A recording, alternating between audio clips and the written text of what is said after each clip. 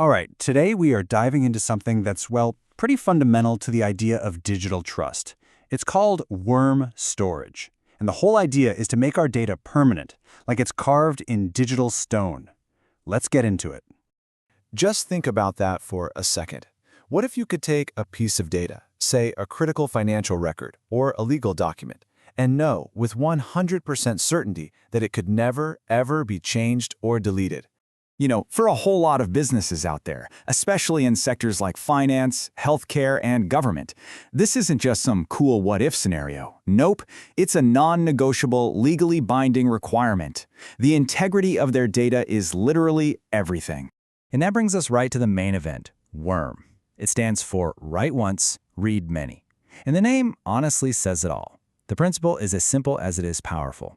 You write data to storage one time, and that's it. After that, anyone can read it as many times as they want, but it's fundamentally locked. You can't change it, you can't erase it, at least not until a specific amount of time has passed. So how does this work in a nutshell? It's really a three-step dance. First, the system ingests the important data. We're talking audit logs, transactions, that kind of stuff. Then it writes that data into a secure spot. And finally, this is the magic moment, it locks it. That's when it becomes immutable, officially flipping its status to warm. So, why on earth would anyone go to all this trouble? Well, the answer comes down to one word: compliance. This isn't just about having good data habits. For a huge number of organizations, it's a legal line in the sand with some pretty serious consequences if you cross it. And we're talking about the heavy hitters here. You've got SOC 2 for security, FedRAMP if you work with the US government, GDPR and CCPA for protecting people's privacy, and rules from the SEC for keeping financial records straight.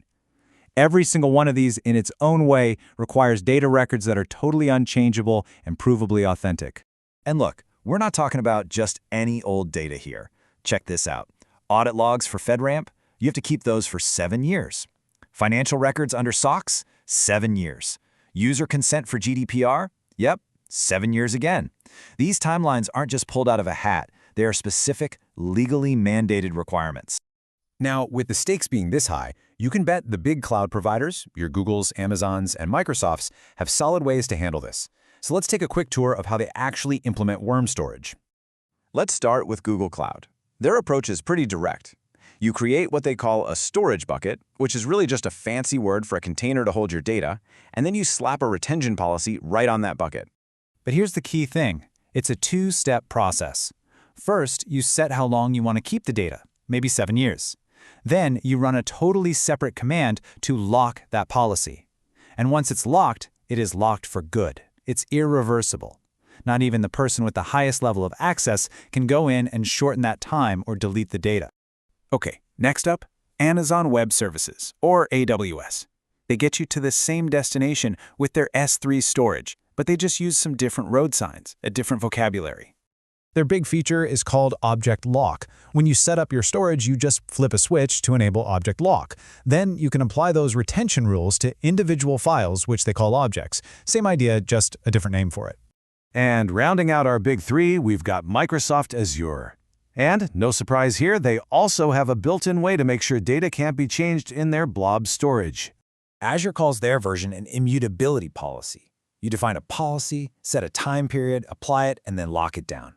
Once that policy is locked, the data is safe from being changed or deleted. So whether you call it a retention policy, an object lock, or an immutability policy, the end goal is exactly the same: kicking off this long, verifiable life for your data. See, locking the data is really just the first step. After that, there's this whole life cycle for managing this information, making sure it stays secure and provably authentic for sometimes years and years. Let's just walk through this journey. It all starts with data generation. Some transaction or event happens. Right away, the system does a hash computation, creating a unique digital fingerprint called a hash. Think of it like a wax seal on a letter. It proves its contents. Then that data gets written to warm storage, and the retention lock kicks in. The 7-year countdown begins. Now let's say there's a lawsuit. A legal hold can be placed on the data, which pauses that countdown. Throughout its life, there's periodic verification, where the system keeps checking that digital fingerprint to prove nothing's changed. As it gets older, it might go through a life cycle transition to cheaper storage to save money. And finally, after all those years, it hits retention expiration. Only then can it actually be deleted. Let's double-click on that legal hold idea, because it's super important. Think of it like a master override, a big red pause button. Under normal rules, the data would just disappear after 7 years. But if that data becomes part of an investigation or a lawsuit, a legal hold freezes everything. The countdown clock stops, and that data cannot be deleted until the legal eagle says so and officially release the hold. And of course, these policies are not one size fits all. A smart system adapts based on the customer. So for a government client, you're looking at a strict 7-year hold for FedRAMP, and you'll probably move that data to super cheap archival storage over time. For a regular business client, maybe it's 3 years for SOC 2. And for consumer data under GDPR, it might be a much shorter 1-year hold. It's all about context. Okay, so let's pull all this together. What's the big takeaway here? Why does this technical concept actually matter to all of us, even if we aren't working in IT or compliance? At the end of the day, worm storage is the bedrock of digital trust. In a world where anything can be copied, pasted, and edited in a heartbeat, worm gives us a mathematical guarantee of authenticity. It's that verifiable, rock-solid proof that what you're seeing today is exactly what was created years ago, with absolutely zero chance of tampering along the way. And that leaves us with a really fascinating question to chew on. As our world becomes more and more data-driven, and as threats to data integrity get more sophisticated, are we heading towards a future where this kind of immutable storage isn't just for compliance anymore, but becomes the default standard for all important data? Something to think about. Thanks for tuning into this explainer.